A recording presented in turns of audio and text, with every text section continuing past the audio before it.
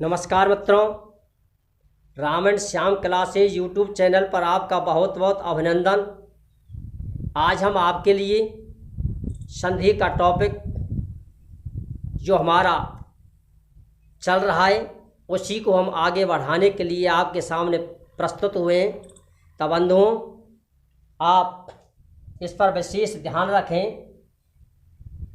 हल संधि की पहचान और उसमें भी संधि युक्त पद की पहचान।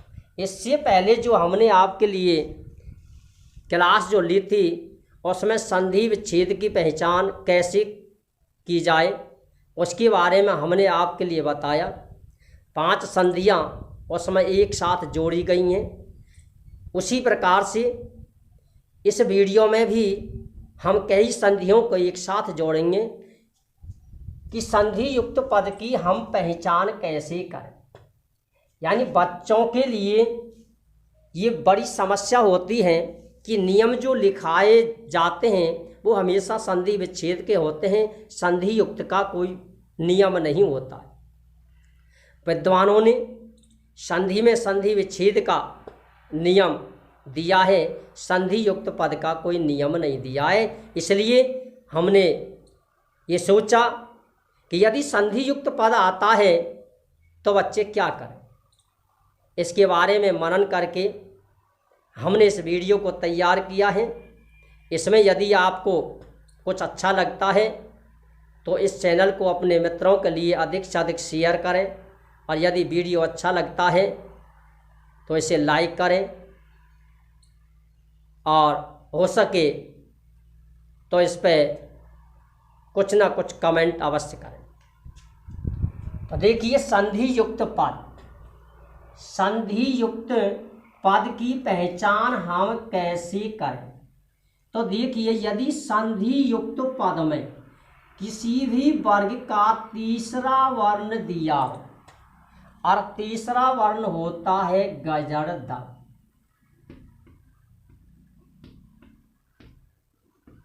ये तीसरा वर्ण है।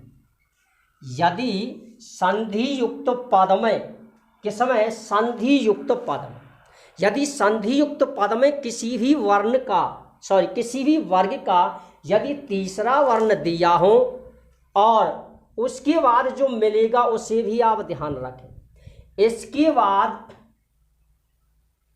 या तो स्वर मिलता है या किसी भी वर्ग का तीसरा वर्ण मिलता है।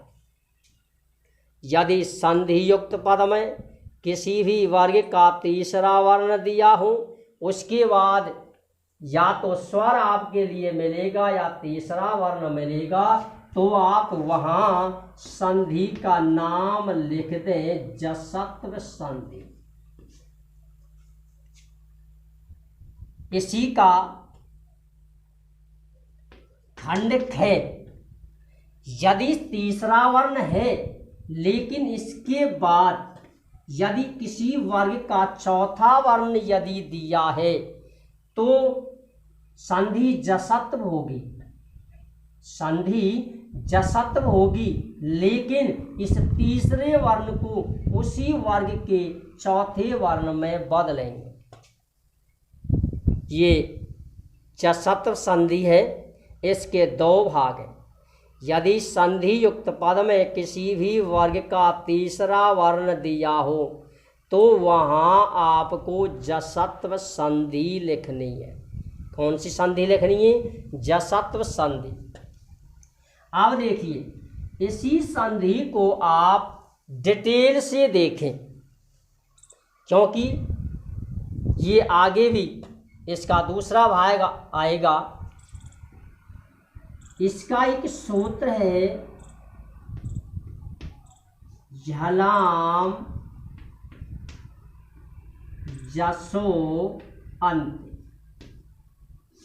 झल वर्ण को जस वर्ण में बदलना जसत्व संधि कहलाती। ये झल वर्ण है, तीसरे वर्ण में इसको हम बदलते हैं। तीसरा वर्ण पहले वर्ण में और पहले वर्ण को तीसरे वर्ण में। आप इसी टॉपिक पर चलें यदि संधि युक्त पद में किसी भी वर्ग का तीसरा वर्ण दिया हो, जैसे मान लीजिए उदाहरण है दिग्गज, इसमें तीसरा वर्ण है ये और तीसरा वर्ण है ये।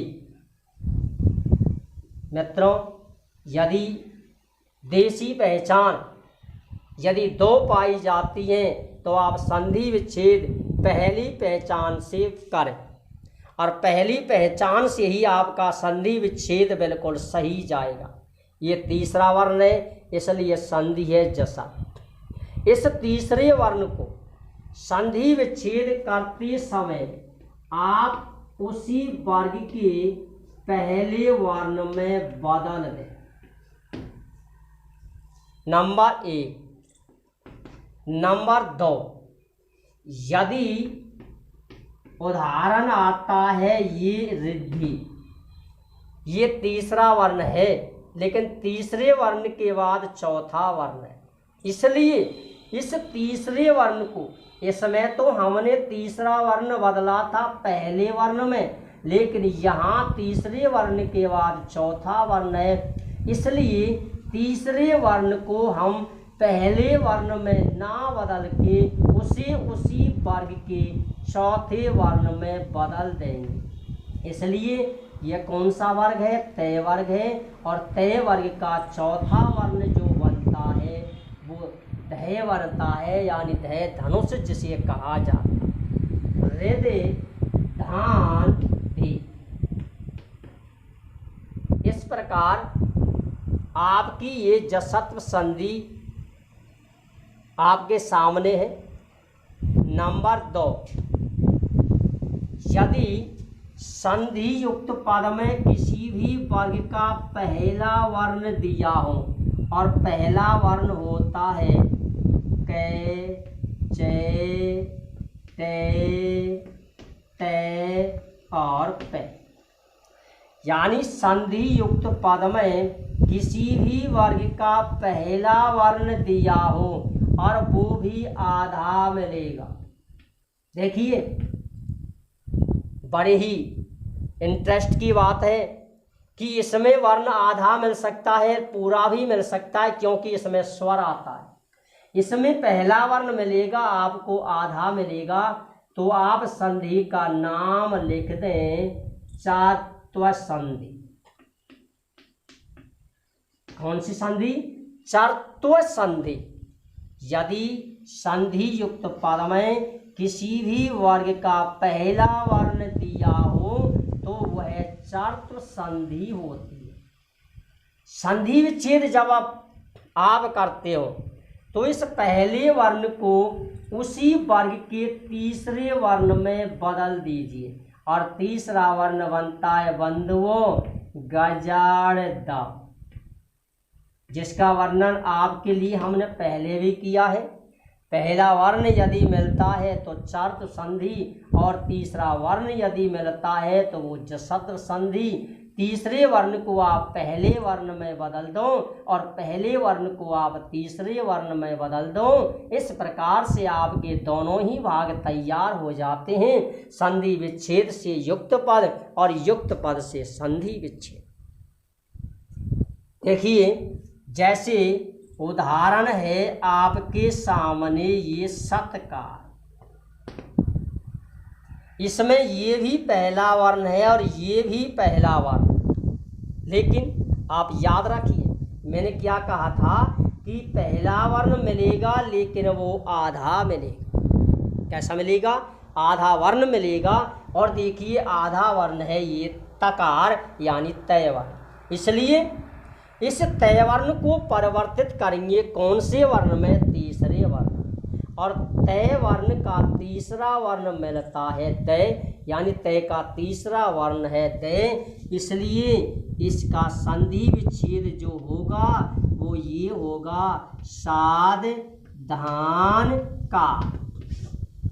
इस प्रकार से आप कोई भी उदाहरण यदि इस प्रकार का आता है तो आप आंखें बंद करके आप संधि का नाम लिख सकते हो।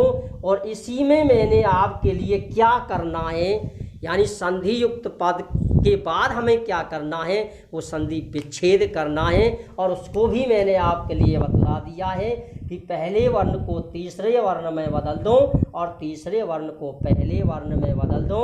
यदि तीसरे वर्ण के बाद चौथा वर्ण यदि आता है तो तीसरे वर्ण को उसी वर्ग के चौथे वर्ण में बदलकर आप संधि विच्छेद कर सकते हैं।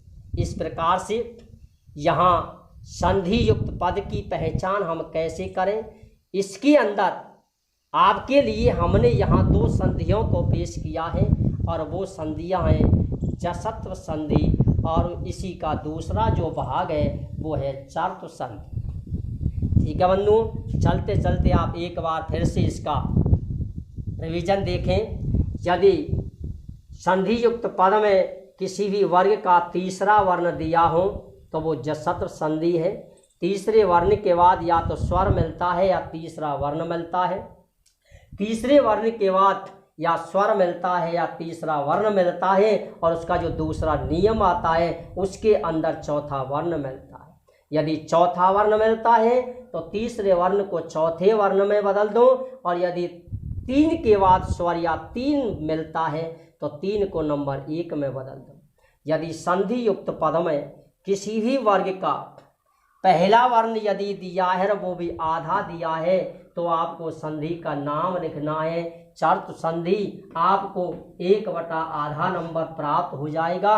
और संधि युक्त पद से यदि संधि विच्छेद यदि आप कर देते हो यानी पहले वर्ण को उसी वर्ग के तीसरे वर्ण में बदलकर और उसके बाद आप प्लस का निशान लगा दें, आपके लिए आधा नंबर और प्राप्त हो जाएगा।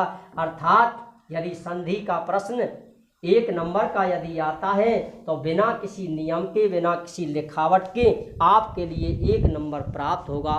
बंधुओं, आप इसमें यदि कोई भी दिक्कत यदि आपके लिए हो तो हमें आप बताएं। जय हिंद, जय भारत।